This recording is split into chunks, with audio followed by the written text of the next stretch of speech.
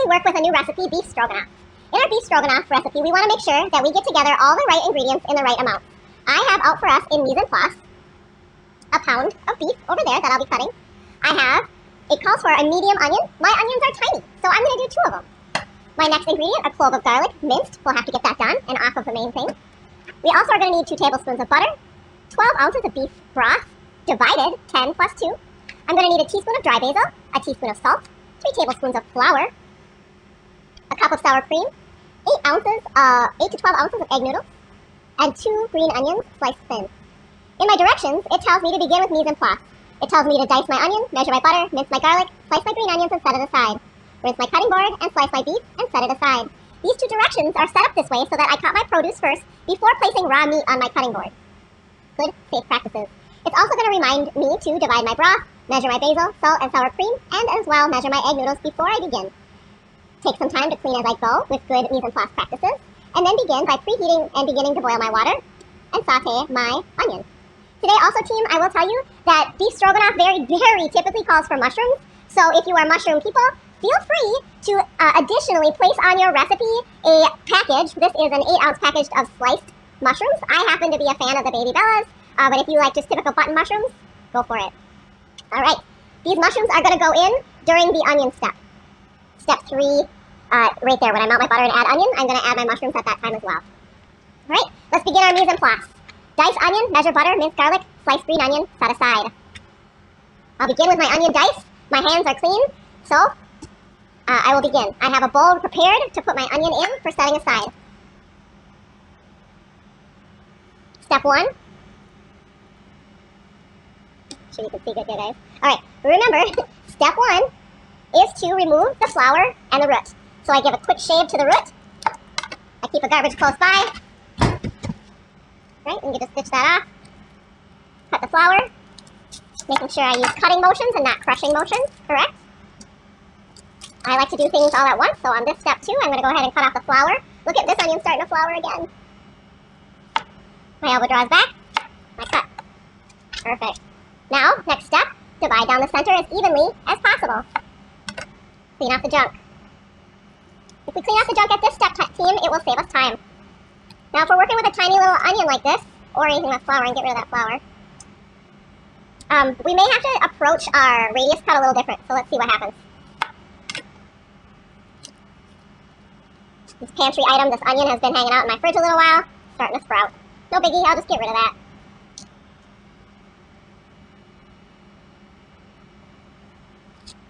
Alright, next, radius cut. We keep the anchor intact because it holds this project together.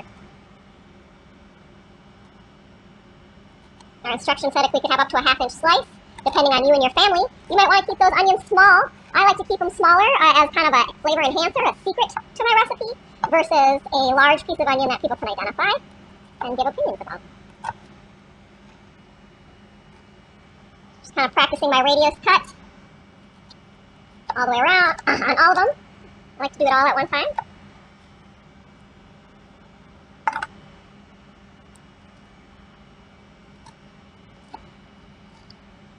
If you do go past your anchor, no biggie. Just hold it together. See, I accidentally broke my anchor. Alright, now we're ready for our dice. Last step, right? Not really. Still gotta clean up. Alright. Last little piece of onion here.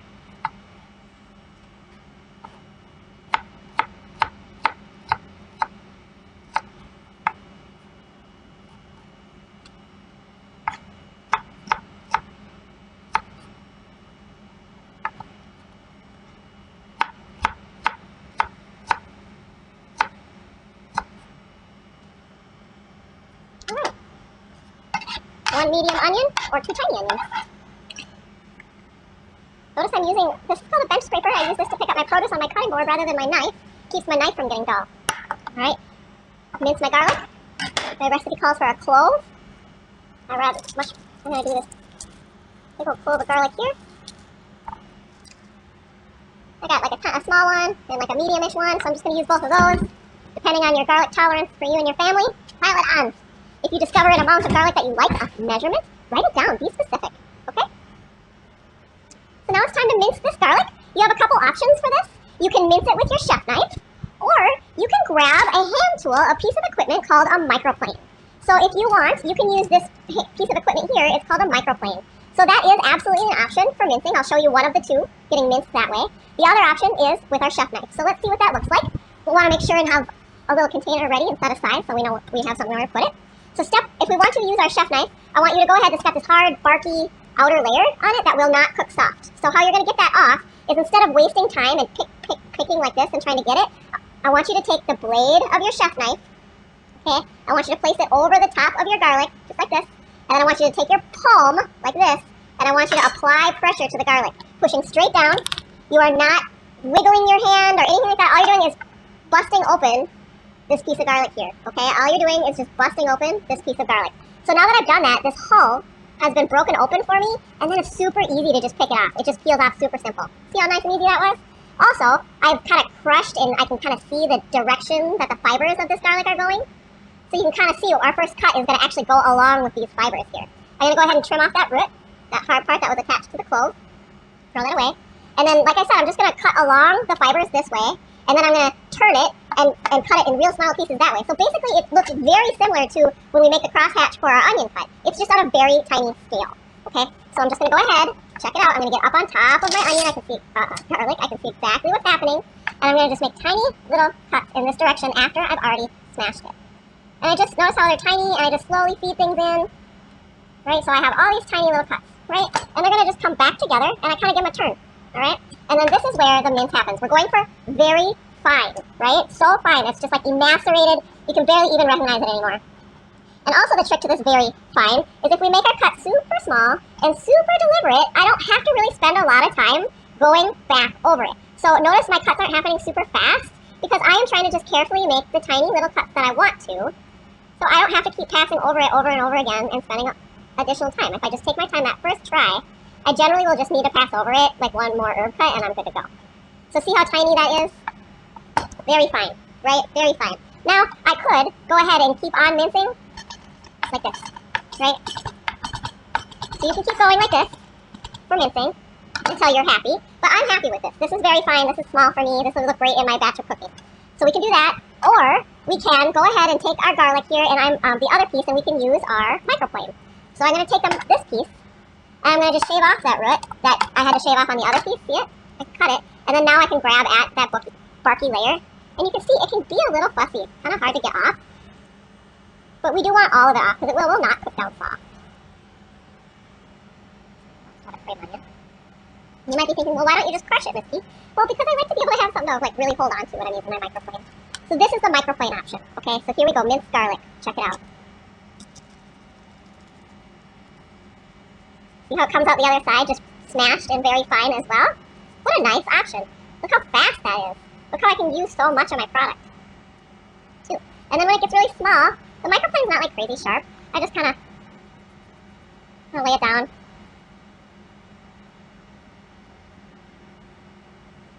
Right? There we go. So that is the other option. That is even finer. So if it's super important that your garlic is very, very fine, then use a microplane like this. All right. And you can just tap that off right there. Nice and clean. All right. Be gentle with your microplane. Don't bang it around a whole bunch or anything like that.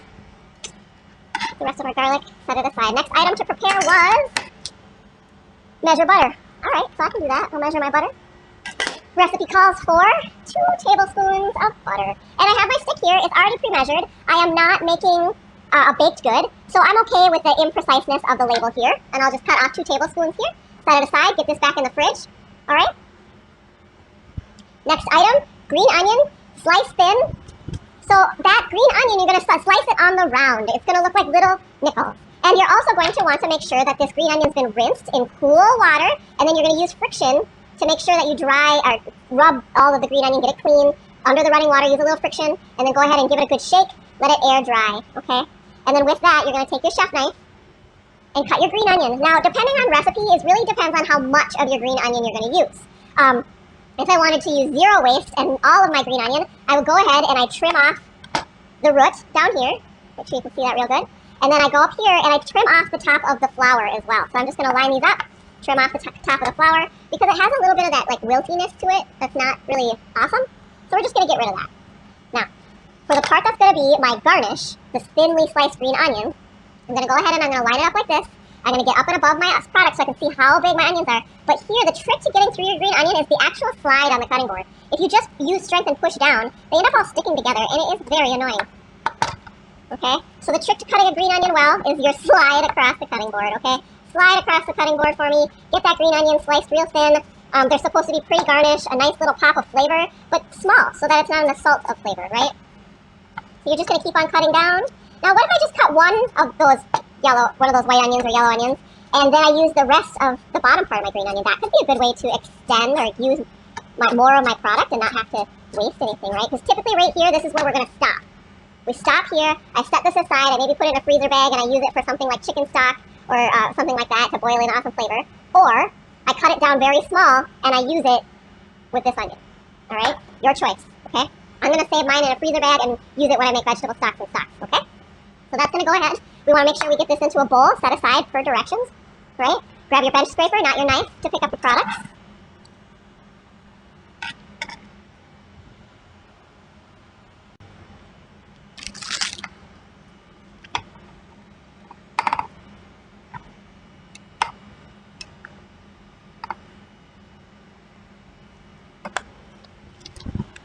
Time to take away that cutting board, wash, rinse it, bring in your clean cutting board, okay, and get out your meat. So for here, we call for a pound of beef, sliced thin. You can use like fajita meat, you can use leftover cooked roast beef.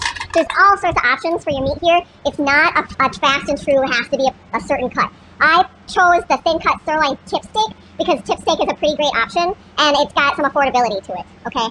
So that's why I chose that one. We want to prep it out, we want to make sure that it's cut nice and tiny and small, right? And we want to get it ready for ourselves. So my shopper prepped out for me little half-pound packages, so I'm going to go ahead and use them both. You could just use one if you wanted. It's really totally optional, up to you. But notice how these are already nice and like thin sliced for me. So then now all I have to do is go ahead and make these slices. So you will find, maybe in the grocery store if you're going to purchase your beef, oftentimes things like these are on sale. Look for them. Okay, so get things like this on sale whenever possible. Then it's not so complicated, all right? So this is already cut nice and thin like this, and then anything I come across that maybe I just don't like, I will go ahead and change. Right? If I come across something I'm like, that's too long, well then I'll change it, right? So right here, there's like a weird fatty part, I'll cut that out.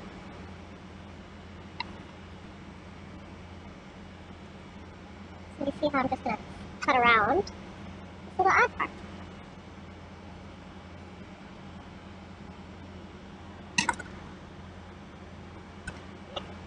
That's great. Ooh.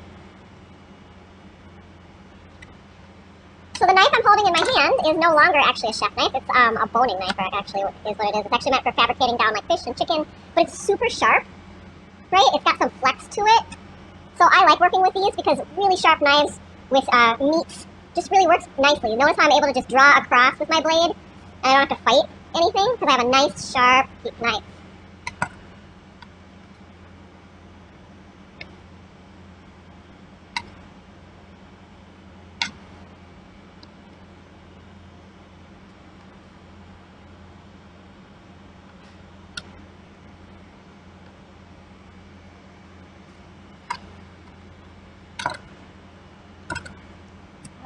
Great job on these.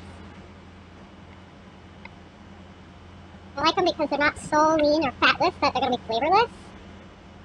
I like that. But they're not so full of fats that I'm trimming away almost all my product and throwing things away. Fat is flavor, but we don't want so much silver skin and fat and bristle that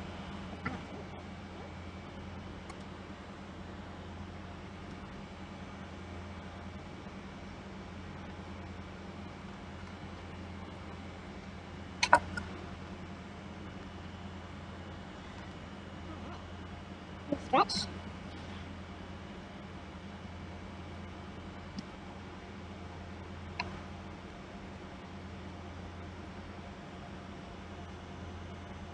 That's small, I didn't want to grab and cut myself on accident, so I just used my blade. There we go, keep it on, last piece. This feels tough and fatty. Look at that.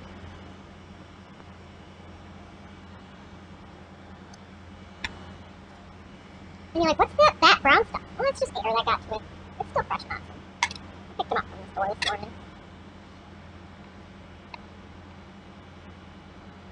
Alright, after this, I'm going to click pause on my video recording, I'm going to take away this cutting board and wash it, as well as my hands, and reset for my last step in mise en place.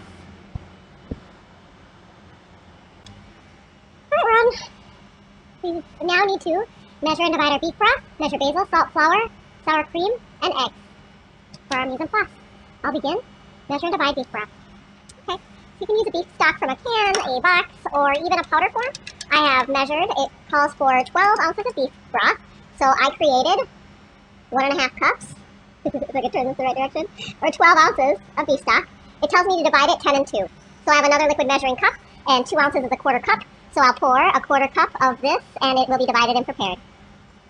Next, measure basil. I need a teaspoon of dried basil, so this is dried basil, and I'm going to go ahead and even put it in just a different airtight container because our herbs and spices, they really hate light heat and air. So after I open this bag here, I'm going to put it in a container to keep the light and the heat and the air away from it. So I got my basil, as fresh as I could get it. I labeled up my container real good. I just need a teaspoon of that. But I didn't get myself a container to put it in. My bad. So I need a teaspoon of basil and a teaspoon of salt. But it says in the directions I get to put my basil and my salt in at the same time. So I'm going to put them in the same container. Basil, teaspoon of salt. Wonderful. Those can be put away. And that's measured. After that, I was supposed to measure flour. 3 tablespoons of flour. I bet that's going to go with our butter, huh? So I'll need 3 tablespoons of flour. I want something to put that in. Since it's a small measurement, we'll just fluff our flour. Make sure that you level it off. 1, 2. Alright, flour's prepared. Put that away. Now it tells me to measure my sour cream. You might remember this as a measurement question from your previous chapter. Your recipe calls for 1 cup of sour cream. How much sour cream is that, and how will you measure it? It happens to be half a pint. Half a pint, so it's 8 ounces. A pint is 16 ounces, or a pound. You need half of this container, okay? So half of this container. You could do something like a brand new one. You could probably like slice it in half with a knife, and then scoop half out. That could probably work. Or you could do the more orthodox method here. Get yourself a dry measuring cup for the sour cream because it doesn't self-level, right? And you're just going to go ahead and pack it in, just like you kind of are doing shortening, right? Pack it in. Level it off. Make sure it's full. There. Now we got a cup of sour cream. And we want to return our sour cream right to the fridge because it is a TCS food. It needs time and temperature control for safety. So let's not abuse that, right? We want to get that into the fridge during our tidy up process. And then it told us to measure our noodles. The directions say use half to 3/4 of a bag. But you're standing there in your kitchen going, okay, well, what's that mean? My bag, your typical standard bag, is going to be a 12-ounce bag, okay? And so you're going to want to use like half to 3/4 of that. So this here, in measurement, is 8 cups. If you wanted to use half, then you would measure out 4 cups or 6 cups for 3/4. So I only want to use half, 4 cups, and I'm just going to take my bag back, and I'm going to go ahead and just shake those 4 cups back in. So now, I got my 4 cups of noodles, and I can put this back in my pantry, right? I can put this back in my pantry, seal it up nice and airtight, and put it away. Now our mise en place is complete, and we can begin cooking.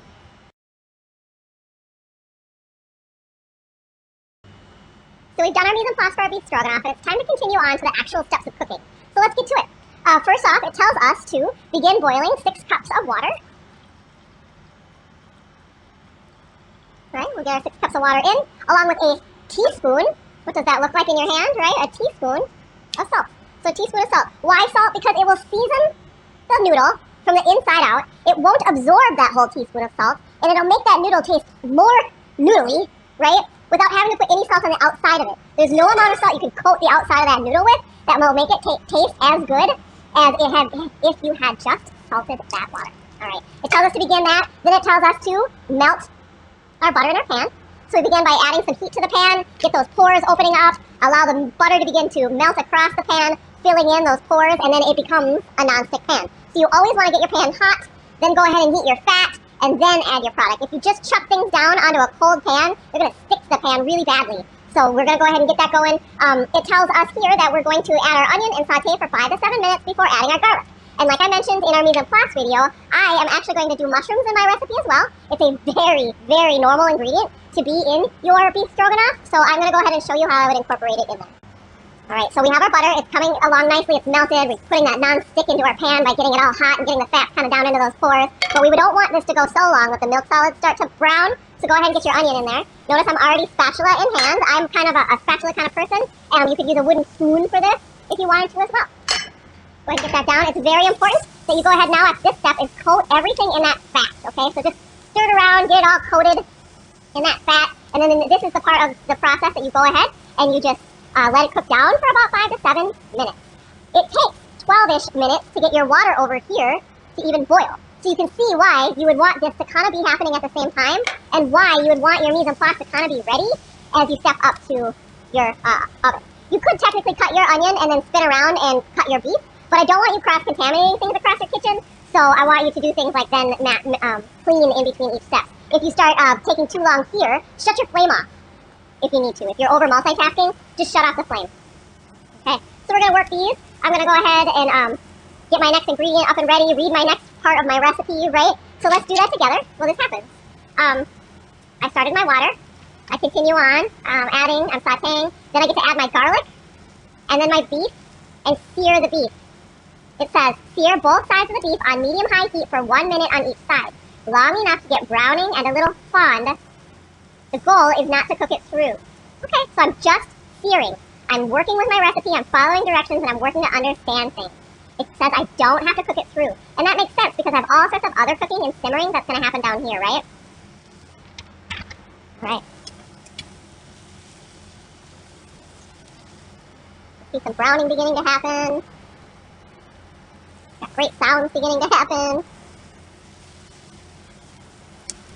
Right now, while you're learning to cook, if you're not an experienced cook, go ahead and do all that mise en place like I did in advance, so that you don't feel stressed. Let's feel relaxed, right?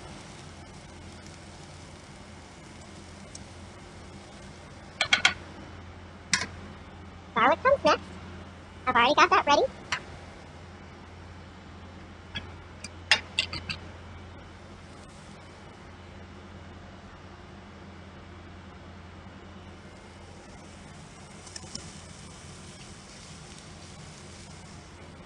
Watch your flame if it's too high and things are browning too fast. Turn your flame down. A little bit of fond is starting to form on my pan. Fond, F-O-N-D. Remember, fond is that brown, not black, brown caramelized liquids that come out of our produce. Alright?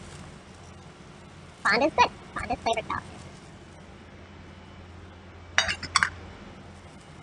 Garlic cooks faster than onions and mushrooms. That's why it's added in at a later stage. If you overcook the garlic, you just end up losing its benefit and its flavor. Undercooked, it tastes kind of green and gross. So we do want the garlic cooked. We just don't want it overcooked. Okay? Saute that down for a minute or so. This is the part where I was told to sear things, right? So I'm just going to make a little room in my pan, give it some space so I can sear. Okay? Notice there's a nice sound because my pan is hot enough.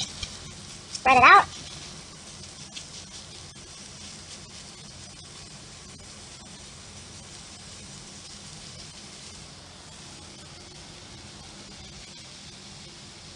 Let it brown for about a minute, right? Over here, we got boiling water getting up to a boil. It's been going for maybe 7-ish minutes, so nice. It didn't take all 12. Let's go ahead and add my noodles, right? Using a spatula around or a noodle a noodle fork around in order to keep that stirred. You don't want the noodles sticking down to the bottom of the pan. So we go ahead and we add those noodles and stir them around so that the starches don't all stick together. Let those go. If you want, you can set a timer for about 8 minutes. How long it's going to take those egg noodles to cook. Regular like noodles is about 12. Egg noodles are pretty quick. 8 minutes start, then we'll check on them in 8. If they're not done, we'll cook them longer. Back to this. Do we have browning yet? Oh, I see browning. Move it around. See that browning? That's lovely. Let's get you closer so you can really see. Alright, move it around. Get some sear. Remember, on all sides. Get some fond to develop in the pan here. The brown liquids leak out, evaporate off, and create a little brown layer on the bottom of the pan. We want to develop a little of that. Let it go another minute. While that's doing its thing over here, my noodles are going a little crazy. Give them a stir. Turn my flame down. Stir, turn my flame down. There we go. That's a little more reasonable. And then I begin watching for visual cues. They'll start to get pale around the outside, all the way until they look the same pale color 100% all the way through. Okay? So lots and lots of liquids are coming out of this right now. Lots and lots of liquids. Don't be afraid of a little bit of medium-high heat. Let those evaporate off a little bit, get that fond to develop, right? But we don't want to cook it all the way through. If so much liquid's in the pan, kind of like this, I might want to move ahead because I don't want to cook my meat tough. Add 1/3 of the beef stock to deglaze any brown fond off the bottom of the pan, and scrape it up with your spatula. Add the remaining stock, basil, and salt. Do not add the sour cream yet.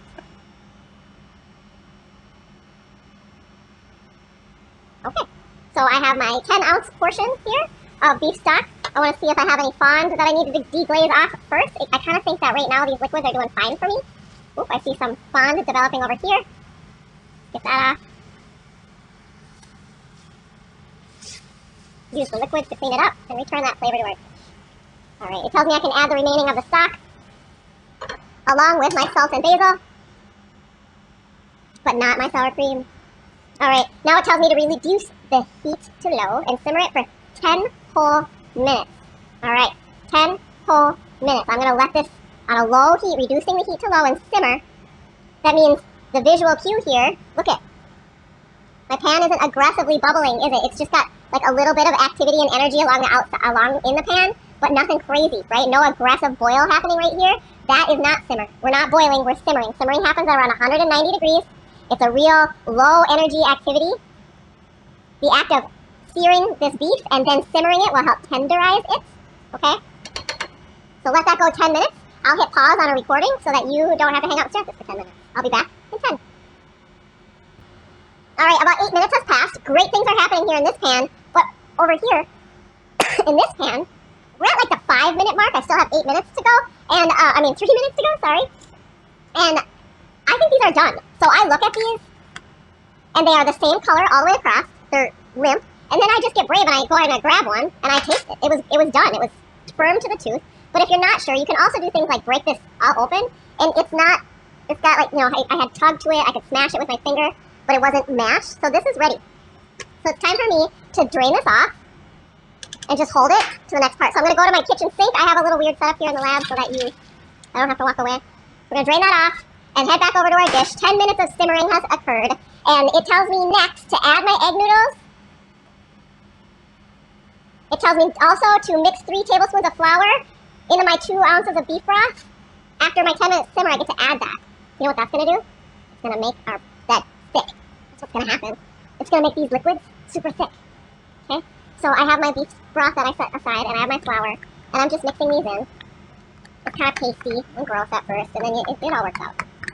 Right? So you're just going to kind of make that flour paste. You can even get all of the product off. Right? I want all of it, so that's cleaned off. And then I have my spatula that I was using before, and I'm going to put it in with my spatula now. What we've done now is we've created a flour thickener, haven't we? Look at that, immediately gelling up. You see how it's gelling up and getting thick right away? Awesome, that's what we wanted to happen, right? So after I've added that step, it tells me I'm allowed to do what? Let's check in with our directions. It's time to, because I've stirred it until it's thick and silky, I get to add my sour cream and serve it over noodles and garnish with green onions. We're almost done, everybody. Took us hardly any time at all. Look at how lovely and silky that is. I'm going to go ahead and add my 1 cup of sour cream now. Why so late in the process did we add the sour cream? Because you guys, dairy doesn't really like high temperatures. It doesn't really like to sit and simmer. But what happens when you simmer things like the sour cream or dairies is it'll break apart into its 3 pieces of water, fat, and milk solids. So we don't want long-term simmering and breaking apart of our dairy products. That's why we add them in later in the process so that we don't break them. That's all. Ooh, that's my 8-minute timer from my noodles originally. So we're just going to stir these around, get it all together. Our noodles had just come out, so they're still nice and hot. And we can start plating really after this is mixed in. We're ready to plate our beef stroganoff. If you want to change the size of your beef cuts, go for it. Like I said, if you wanted to use some leftover roast or leftover cooked steak already, go for it. Okay. Alright, I'm happy with this. It's time for us to spin around and begin plating. Okay? I'll meet you at the counter. Welcome back to the counter. So we have our setup. You could do a family style setup where you just had one big bowl, of course not in your colander, and then you put all your sauce on top and people can like pass the main dish around and scoop. Or you can plate for your family so that they maybe don't take all your noodles. Right? So you can take a little portion like this. You could even put it off to the side because you may be saving room for some vegetable there. Right? I'm going to just do a center of the plate. Then you're going to take a scoop of your stroganoff. Nice and saucy. Uh-oh, I dripped.